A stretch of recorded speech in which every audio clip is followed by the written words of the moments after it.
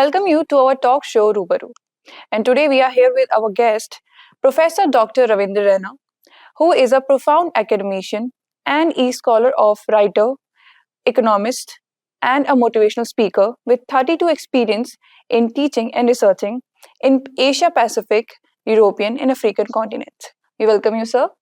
Thank you, Nehaji, for inviting me. Welcome, sir. Sir, my very first question to you is who was the inspiration behind this going towards a specific field and why did you choose this specific field? That's a very good question, Nehaji. When I started my journey while I was a student many years ago, while I was in high school or then intermediate college, degree college, I have probably gone through lots of issues pertaining to the learning and teaching fields. The teachers that we had are not motivational and not encouraging. I do not have an opportunity to talk to or interact with my teachers, not in a polite, not in a very humble, not in a very respectful manner. So we always have the distance between the student and the teacher. Although we say Guru is like a god, Acharya Deva Baba, we say. But I studied in government institutions throughout my KG to PG and PhD. I do not have that. So probably I thought, let me become a teacher. As an individual, whatever change that I would like to bring to the teaching and learning environment, I could able to add to that. I can make some difference in this field. I can inspire some of my students wherever I teach. That's why for the past more than 2 decades, I've been traveling extensively within India or many other countries in the world and deliver some lectures. At least my point of concern is that one student get inspired. That would be my takeaway, or that would be my value that I'm adding actually. So that is my intention. Before yesterday, I was at Delhi University. There is a international annual conference where I was a keynote speaker. So I this is the third, fourth time I was coming there. For the past almost 10 years, I've been coming every year to Delhi to deliver some lectures at Delhi University, at JNU, at Banaras Hindu University, for example. I was there a few days ago. So I do travel. I do try to engage, probably participate in conferences where I can share the young minds like yourself, or probably some brighter people of our country, or the future of this world, our youth. So if I inspire one or two or few of them, I target only 5% of the people. And that 5% can multiply and it can also create some kind of impact. So that was my basic purpose. Becoming a teacher or a professor, whatsoever you call it, basically our profession is teaching. Yes. So that is one of the kind of background that I had. And there are so many PhDs. For example, I produced about 60 PhDs, master's students from Africa, from India, from different other countries in the world. So the PhD students, they themselves write, without my knowledge, they write in the LinkedIn, they write in the social media like Facebook about me. And I don't want to fabricate about myself, but my students will always share their true feelings. So that gives me more a kind of sense of responsibility. So whatever journey that I started, I could see the change. I could see that the interaction. I could see that impact that I could able to create among my students. It's not only in India, but also in other parts of the world, particularly in African continent. So that gives me a greater satisfaction as a professor. So I remain in this profession more than 3 decades of my life. That's really lovely, sir. So, my next question to you is in your early days of your career, you have faced challenges because, as we see, the teaching method has been changed and you have to teach international students. So, what type of challenges you have faced in that period of time? Absolutely, Nehaji. When I moved out of India in 1997, so it's Yes. been almost 27, 28 years I'm out of the country. When I was in India, the teaching methods probably we teach the students. It's like a teacher-centered approach where the student just receives. Student doesn't engage with the teacher, doesn't integrate or interact with the teacher. So we teach for 45 minutes to 1 hour, and the student learn by heart and they write the examination. That's what we've been practicing. When I moved out of the country 1997, for the past 27, 28 years of my foreign experience, I could see a difference. The difference is that practical issues. What are the practical issues? And how best you train the mindset of the students. It's not about the content that students need to by heart, memorize, reproduce in the examinations. And at the end, the analytical power of the students will not be there. So the basic purpose of education, Nehaji, is that it is not about giving information or giving kind of facts and figures, but it is training the mind of the people how to think critically, how to solve the problems. So that has not been happening in the education sector. So when I move out, I could see the difference, and along my journey, I also learn how what are the practical challenges that we have on day to day. Challenges will change, Yes. perspectives also will change. So based upon those situation on the ground, we used to prepare the question papers, not just to straightforward questions, but how the student can able to think, how they can relate, how they can prepare some kind of cases within that particular context. So that's how we try to change our teaching pattern. And then we normally interact with the students. For example, more than I teach, I also ask the students to engage with me. So when you give that kind of freedom to the student, when they are interacting, the student not only learning from the guru or teacher or me, but we also learn from you or from the student. So it is a reciprocal learning, goes in a both ways actually. So I always tell my student that I learn from you. It's not that you are learning from me alone. I learn from you the way you behave with me, the way you try to be humble with me. So everything that I look at you, I learn from you. So that is the way that actually we should try to impart. I try to disseminate our knowledge and the wisdom. So it's not about the facts and figures. Nowadays, Google is there. You can find everything, whatever you wish to search in fraction of seconds. You get everything, every information you get. So how do you create the difference between the Google and the yourself as a teacher with 30 plus years of experience? So the way, in a very simple way, very humble way, like a down to earth personality, you try to give the best you can give. If you are a student, what you expect from your teacher is the same thing you try to do it. Do it with your heart, with your soul, with your mind, with complete dedication, and you can always create some kind of difference. So this is how the teaching is evaluated and changed over a period of my journey of teaching in different continents. I worked in Papua New Guinea, for example, in Australia, and I was the head of the department of Papua New Guinea University of Technology. And then I also moved to Namibia. Probably I worked there in Namibia University of Science and Technology. I worked in Eritrean Institute of Technology. I worked in Asmara Commercial College. So there are institutions that are. I worked in University of the Western Cape in Cape Town, South Africa.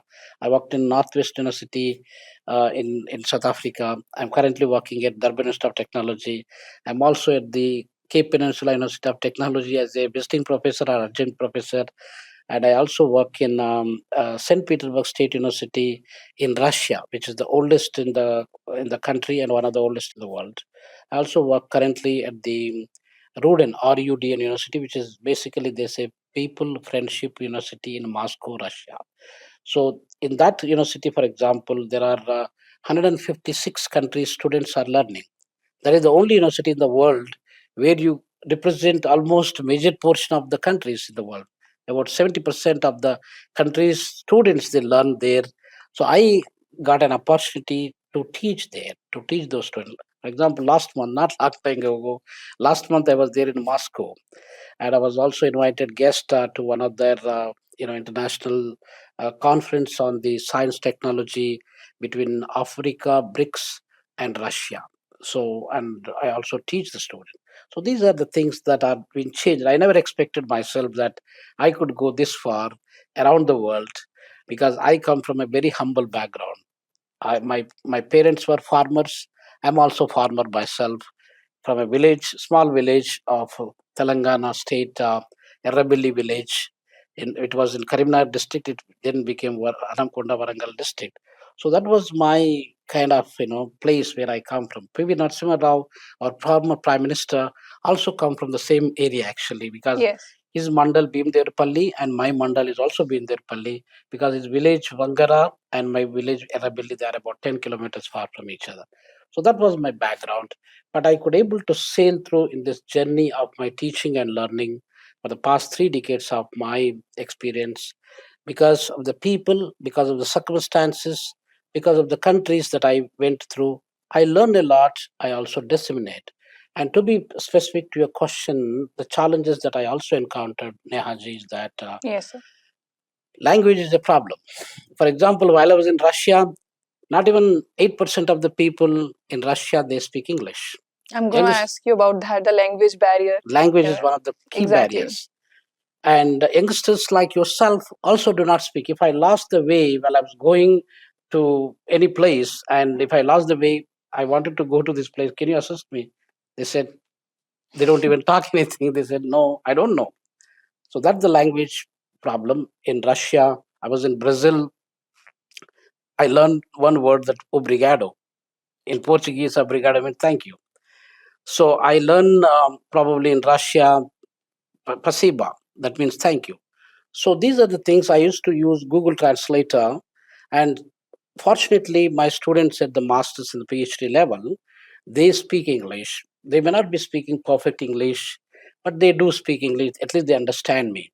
So that is how I do also have Japanese students, Chinese students, German students, Poland students. Also, they were learning there. So that is the kind of, so language is one of the key challenge. The second point is that climate. For instance, Moscow, when I was there in November, December, the temperature there minus 12, minus 15. So it's absolutely, even my hand frozen actually, because, our weather is in South Africa and Hmm. India is different. Very So that different. is, climate is one of the biggest challenges. And then food also is another challenge. Culture is yet another challenge, because Indian culture, African culture, American culture, European culture, they're different. So those are the challenges. But despite of the challenges, I enjoy interacting with the people, because I believe in Ubuntu philosophy. Because Ubuntu means it's like in Zulu language in South Africa, we believe that without you, I'm not a person. If I became a person, I became Ravinder Rena because of you all. If he's a prime minister or a president or a professor, I became a professor not suddenly like that. Maybe because of the system, because of my students, because of my employer, because of the research that I carried out. So, any human being that we are existing today, we became to that particular position because of other people. Could be your parents, your community, your classmates, your neighbors, or the people in general. So, that's what I believe in actually. That's amazing, sir. So my next question is, as an economist, so what are the most pressing global economic challenges to you? Well, the global economy changed tremendously over a period of time. Yes. Now, to give you some specific, the global economic order is also changed rapidly. Prior to 1800, India was the largest economy in the world. People, they don't know that.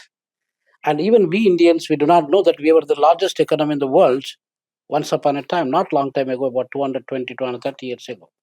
To give you some specific statistics, Nehaji, that when America was providing less than 2% around 1800, and India was contributing more than 25%. Now, America is contributing today to the global economy 25%. We are contributing less than 4%. So these things are being changed. So India was the largest economy in the world, not in that 18th century alone, but almost for 1800 years. Now, I'm not saying this, I'm saying this statement based upon the fact that Angus Madison is an economist, historical economist, who write a book, 2000 Years of Economic History. In that, based upon the scientific facts and figures, evidences. He categorically mentioned UK, our colonial master. It doesn't have 1.5% before they occupy us.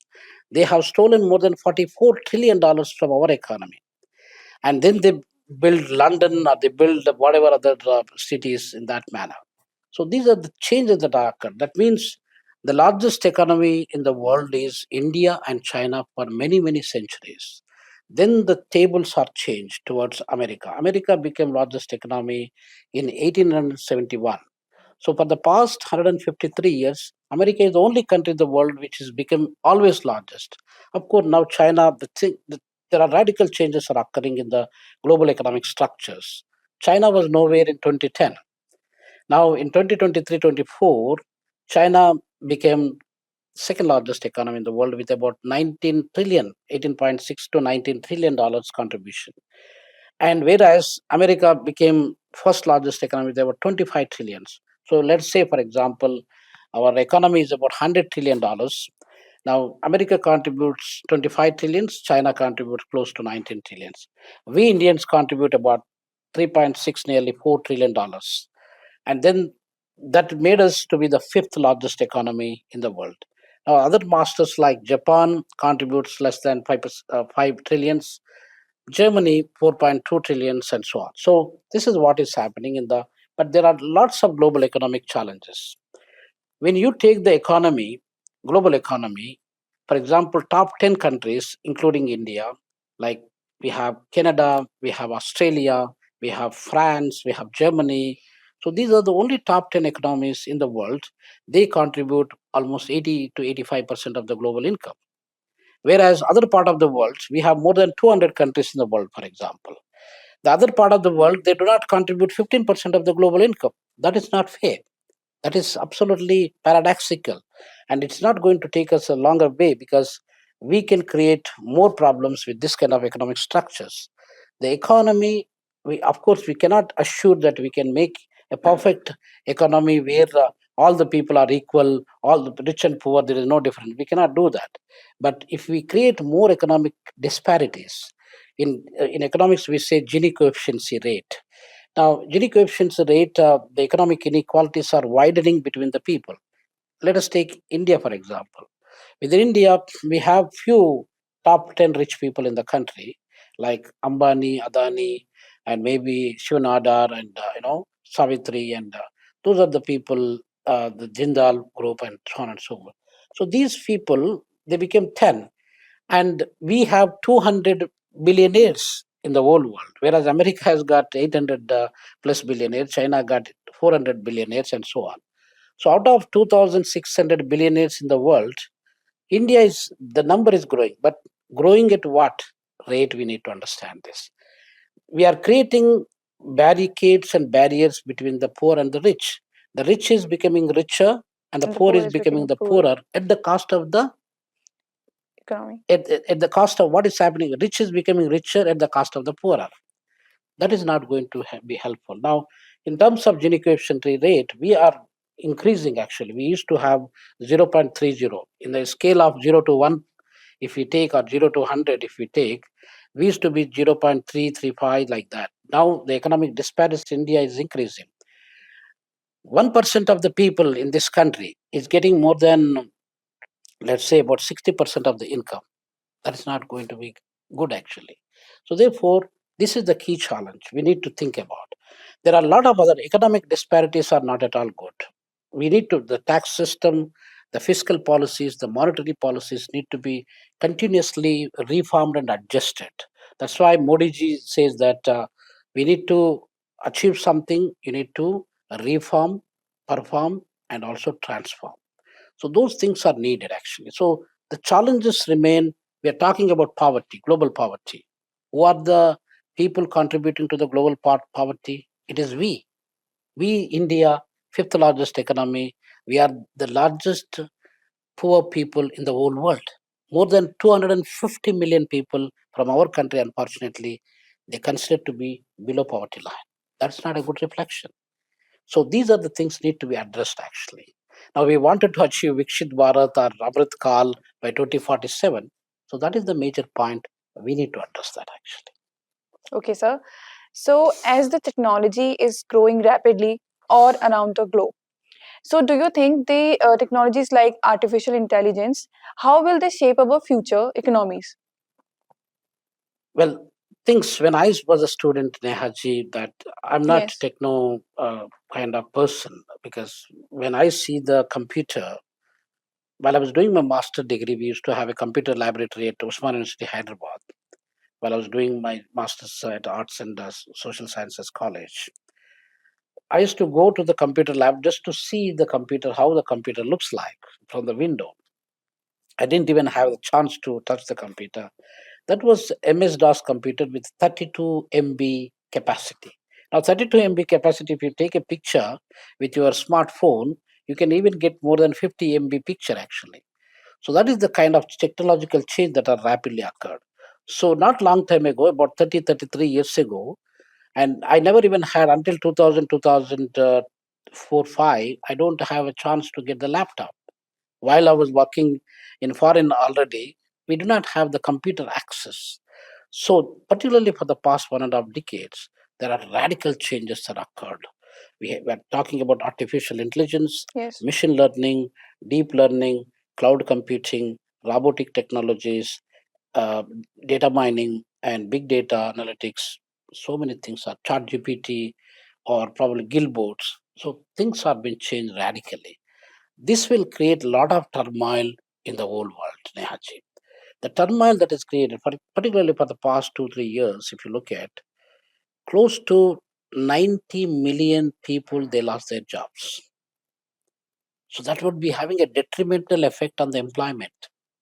If people are unemployed suddenly, how they're going to survive? How their family members are going to be surviving? That is the fundamental problem. That's very concerning too. Absolutely. So the way that we are going growing with the technology now, sometimes we it's out of our hand. It's just like a giant. A giant can only do the bad things sometimes. So although we are happy that we could able to see radical changes with maybe when I'm in South Africa, I can teach anybody in the world with by using Zoom technologies or MS Teams and things like that. That is amazing. But what is the impact that we are creating? Okay, that is the negative side of the technology. Though we have so many changes that we could see with the technology, we could make the assessment of anything with accurate or scientifically accurate kind of projections we can make. Now, the challenge is going to be, Nehaji, is that we are going to create so many unemployed people. That's point number one. Point number two, you are a student or you are a media expert. We use the brain. The brain is the most powerful thing in this world, more than the computer that we use. Have you ever heard a computer or a device or the probably a external hard drive which is having the capacity of 2500 GBs or 2.5 petabytes? Have you ever heard about that? Probably not. Your memory, your mind has got the power of memory that can store the data up to 2.5 petabytes, which is equal to 2500 gigabytes actually. So I have got a phone which is 1 terabyte phone. We are not talking about petabytes yet. People are not aware of petabytes yet. So when you have the brain, now everybody begin to use PPTs, PowerPoints. Yes. I don't use PPTs wherever I speak. I might have spoken in 350 conferences across the globe. People always ask me, "Sir, do you have the PPT?"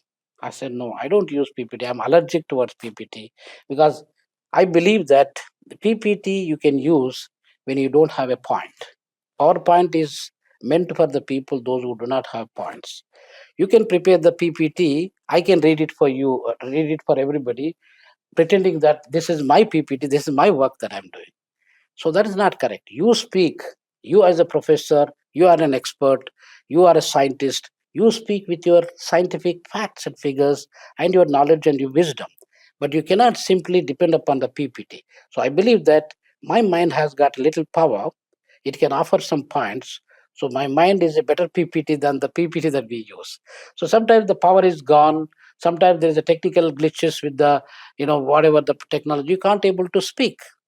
So that those are the things actually. So we've been encountering tremendous challenges, but that's not only that's the negative side of the story. The positive side, Nehaj, is that about 95 to close to 100 million jobs are going to be created Yes. with this technological advancement. Deep learning, robotic technologies, people are using cities like Bengaluru and Chennai or Hyderabad and Delhi, people are using robotic teachers. China, I was there in China about 2 months ago. China was using thousands of robotic teachers. So these are the things are changing. And then the other point is that jobs are created, additional jobs are created. Business analytics, well, I was a student, I do not know what business analytics is about.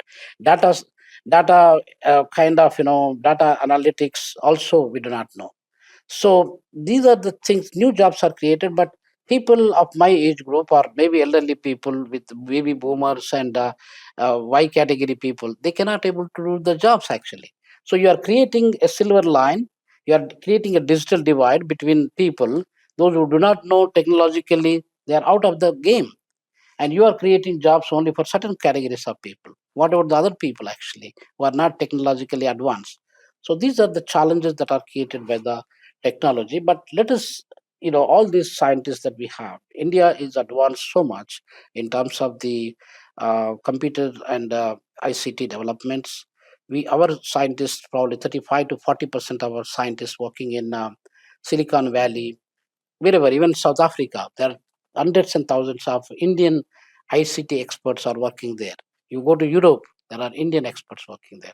But although we have the employment opportunities for our people, but definitely it is creating a lot of turmoil, a lot of problems for the people. Now, for example, people they say that with 5G technologies, people are getting sick.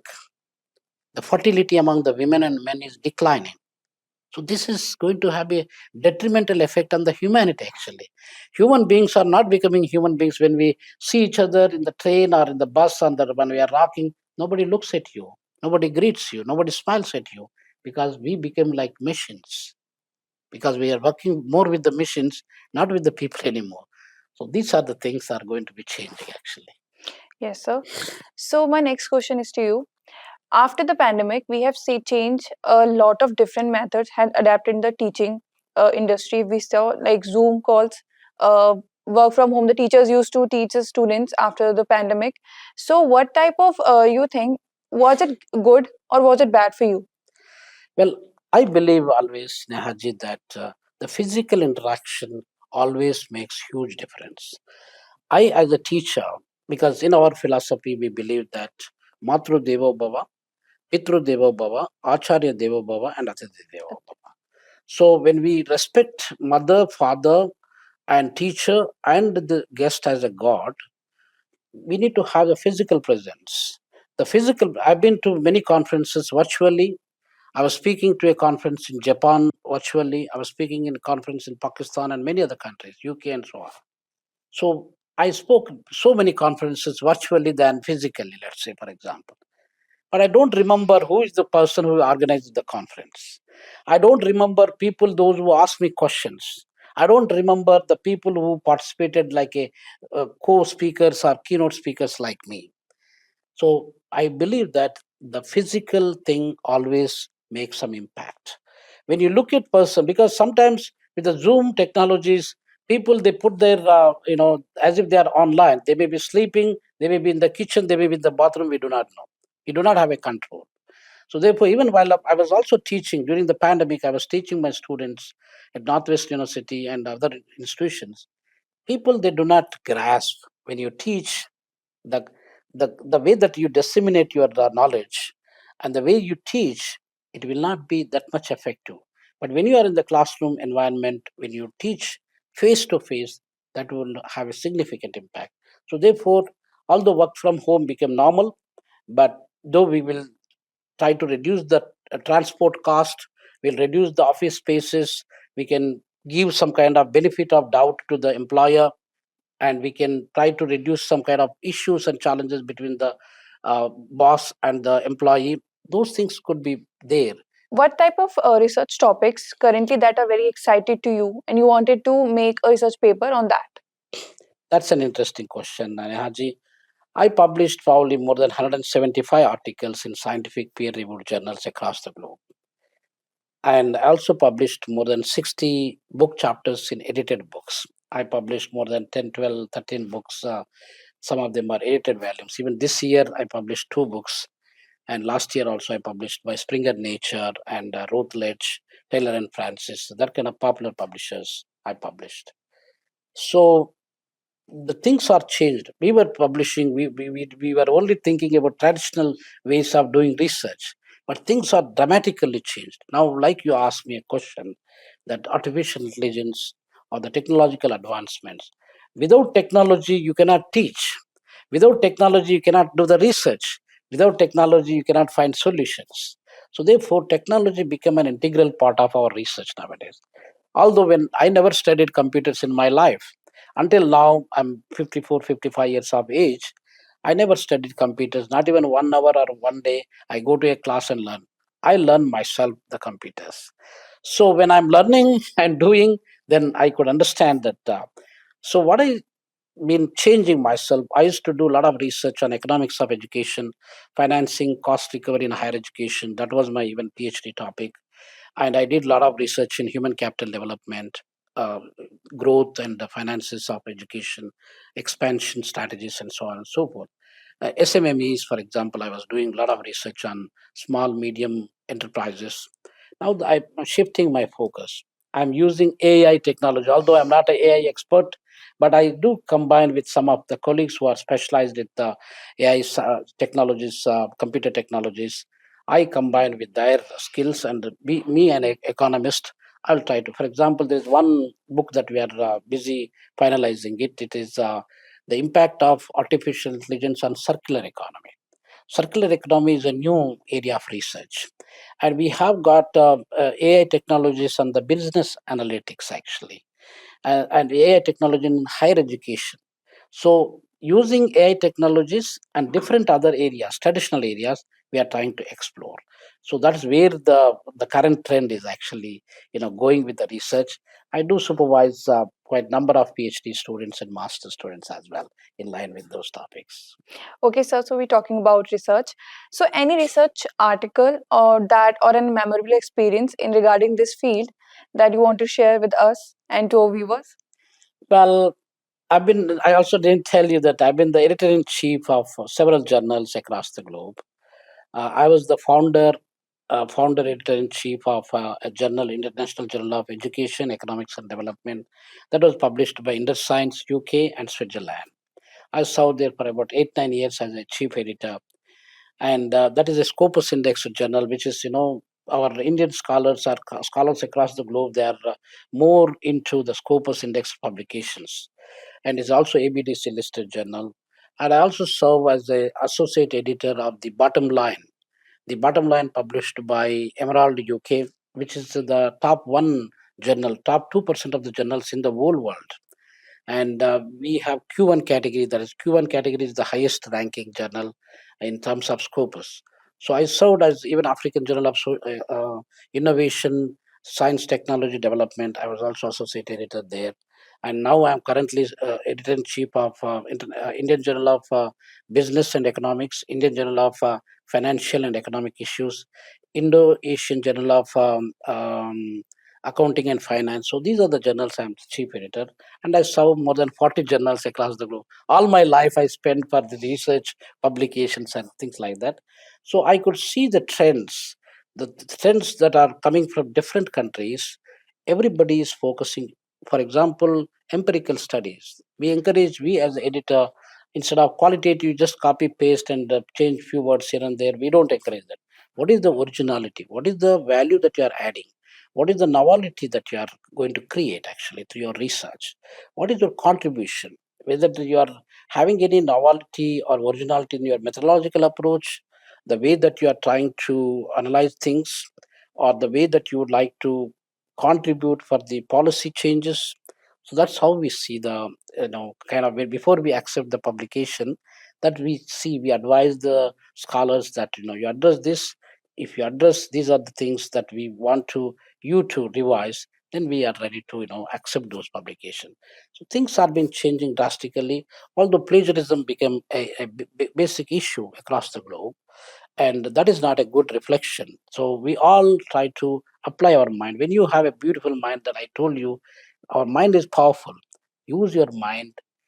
I'm a layman who come from a village background, from a humble agricultural farmer background. I could able to cover more than 40, 50 countries across the globe. I worked in different continents in the world. I could able to write so many books and so many articles. You guys are well equipped with the current technology. You can do a better research, and people are using, even my students, they were doing, if I tell them to write an article, they will write an article in 2 days. I used to take about 3 4 months to write an article, and to publish an article it took about 1 to 4 years for me to publish one article. People are doing it. People are publishing 20, 30, 50 articles in 1 year. It's not possible. So when your mind is not working, when chat GPT is working for you, you can generate a lot of text actually. You give the command in fraction of seconds, minutes. So PhD, to do PhD for me, it took 5 years. And to do PhD nowadays, it take 1 2 hours time, you can do PhD actually. So that is why when you go through the process, don't look at the shortcut methods. Go through the process, learn. When you learn, nobody can steal from you. If you are a rich person like Elon Musk, who is got a money of $470 billion or $500 billion, and you got a lot of buildings, cars, and properties, anybody can steal. But if you have a knowledge, nobody can steal your knowledge from you. That is why knowledge and wisdom. That's why we talk about knowledge economy. So you try to create knowledge, you try to apply your knowledge, you try to disseminate your knowledge. You always, not only when you are by dissemination of knowledge, you grow more. So when you share more, you also grow more. So that is the kind of fundamental thing what we need to remember, Nehaji, that research is always a teamwork. It's not an Yes. individual work, because when you write a paper, you and I can collaborate and write. Then there are reviewers; they will also review and give comments. There's an editor in chief; they will also look into that. There's a publisher. There's a typesetter. There are so many people they involve actually, and there's the readers and viewers. They also try to learn and give comments. So this is the teamwork. So therefore we need to, whatever, garbage in, garbage out. If you do a poor quality research, you never ever can produce the quality research paper. So you can only produce a poor quality research paper where you are not going to create an impact. For example, we have citations, Google Scholar citations. Now, Amartya Kumar Sen, sir, who was a first Nobel laureate from Asian continent, is an Indian-born economist. He got more than 350,000 citations. He's maybe about 90 years old man now. So even if he passes away in the near future, his legacy, through his research articles, through his research, he can remain alive. Einstein passed away in 1955. We remember Einstein because of his scientific contribution. So, if your research is good, Einstein never thought that he will be remembered after 70, 75 years of his death, he will be remembered like this. No, he doesn't even know that. So, that is why people, they should understand that research is a life. You give a life to her, it will give life back to you. So try to do the credible research with all your honesty, your dedication, with your patience. That's why PhD means it's not doctor of philosophy. It's patience, honesty, and dedication and devotion. If you do these things, your research, one day or the other day, you will be recognized. Nobody, I don't have any godfather. Nobody knows me. I'm a simple individual. But people, they respect me and call me, invite me for different institutions because of my research. So that is why I tell all our youngsters that please try to do a very honest and humble, dedicated research. You will always get something. Don't look at short term benefits, but look at the long term benefits, what you can do, what the impact that you are going to create with your research. So that's what I believe in. It's very inspiring to know, sir. So, as you also teach in African universities, so if we talk about Africa, and we see that they are still lagging behind the common development sectors like food, health. So, what are your point on that? Well, Nehaji, that Africa is a rich continent. Yes. I spent almost 32 years of my professional experience, teaching and research experience. I spent 25 years of my life in Africa. So Africa became close to my heart. So I consider myself as a Indo-African, an Indian man born in India, educated in India, working in Africa. So I truly consider myself Indo-Africa. Africa is a rich continent. Why? Because Africa is the only continent in the world. It has got large amount of natural resources. We love platinum. 75% of the platinum deposits of the world is centered in Africa, particularly in South Africa. We love diamonds. Probably 55 to 60% of the diamonds of the whole world also centered in Africa. We also got gold. Close to 58% of the gold deposits of the world also centered in Africa. So petrol, you name it, chromium and copper, coal, cobalt, everything is centered in Africa. That is why Africa is always remain a rich continent. But unfortunately, Africans are poor because of number of reasons. They could be political reasons, they could be colonial reasons, they could be a number of reasons. So in this of time, I will not go in details of that. But I wanted to use a concept called BRICS. BRICS means we all know that Brazil, Russia, India, China, South Africa, and many other countries like Egypt is giant, Iran is giant, UAE giant, and probably few other countries also interested to join now. So BRICS plus countries are changing. Now the concept of BRICS that is damaging African continent, India, and many developing countries in the world. So BRIC is used to construct and build something. But here, the BRICS that I'm going to explain to you is damaging and ruining the economy and the people of this world. How? B stands for bribery. So bribery became common in all these developing countries. Of course, I'm not saying that developed countries like America or Australia is not there. It is there, but relatively it is less there. So bribery is number one. And R stands for not Russia, it is robbery. So robbery is taking place. You come to South Africa, you go to Brazil, you go to any other Sierra Leone, people they rob. You are walking on the street, your phone or your bag, somebody come and steal. That's common happening. Politicians are robbing the national resources, people's money is being stolen. That robbery is there. I stands for incompetency. People are incompetent. Incompetent people are coming to the power, and they are. And when incompetent person comes, he can only try to look for his own benefit. He doesn't look for the benefit of the common man. Actually, that is the incompetence is the biggest problem in this world, in this third world countries, global south countries, including Africa. Then C stands for China, as for the BRICS, but C here stands for corruption. Corruption is everywhere. Wherever you go to the public offices, nowadays you wanted to get small things to be done. In all honesty, the civil servants of every country they are paid. They are paid by the government. Government is not paying from his pocket. It is the people's money that is paid to them. When they get paid, they should provide the services for free of cost. But you go and ask for a passport, you go and ask for a certificate, they begin to create hurdles. Either they delay or they never give you the certificate because they expect you to pay the bribe. That's the corruption. With the corruption, you cannot go anywhere. So with the corruption, more than $10 trillion money is been generated through the corruption and scandals. Actually, that's a huge amount of money, which is not counted to the public. Probably they don't never pay the taxes and so on. That is not good. And then the last one is scandals. We have got so many scandals in our country. For example, Bhopal scandal, Fodder scandal. We have got the 3G spectrum or 2G spectrum scandals and so many scandals. The same scandals are happening all over African continent. So these are the fundamental problems. We have diseases. You talk about malaria, you talk about Ebola, you talk about any disease, HIV, AIDS, everything is coming from Africa. So they think that Africa is a center of diseases, problems, wars, conflicts, everything is negativity. But Africa is a peaceful continent. I've been living there for such a long time. I can tell that African people are welcoming people.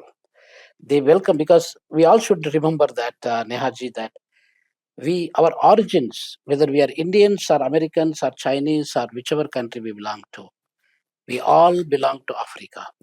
Millions of years ago, if you take your genes and your roots, if you get the command to your roots, it will reflect, it will take you back to African continent. The first human beings started living in Ethiopia. So Ethiopia is considered to be the cradle of mankind. The second human beings started living in South Africa, where I come from.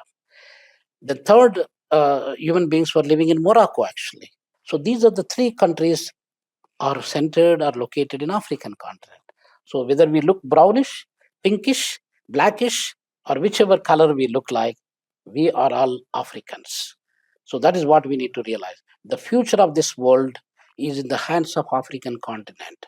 If we do not work with Africa, there is no future for this world. Thank you, sir. At last, any message you wanted to give to our viewers or any advisor you wanted to give an advice to them? Absolutely. Well, Nehaji, through my experience in this journey of teaching research, I'm a simple and humble man.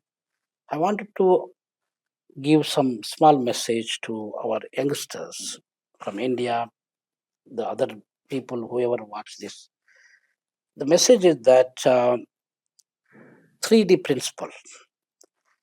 3D principle is that the first D is desire. You want to become a rich person, you want to become a scientist, you want to become a medical doctor, you want to become IAS, IPS officer. That is the desire. Everybody will have the desire. So mere desire will not take you anywhere. And the second D stands for decision. When you decide that, yes, I want to do, that's why you come to the media studies, you learn journalism, you want to do something. So you decided. When you have a desire, there are so many hundreds and thousands of people in our country, youngsters like yourself, want to become a journalist. But none of them they become, because that desire is different, decision is different. So decision brought you to be here. And then for me also the same thing.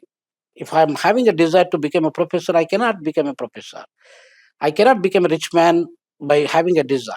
So decision make more step, one more step closer towards your destiny. And the last D is the determination. When you determine firmly that you want to achieve this, you know what to do, what not to do. So that is the kind of first D, second D, third D. So all the people, nothing is impossible in this world, Nehaji.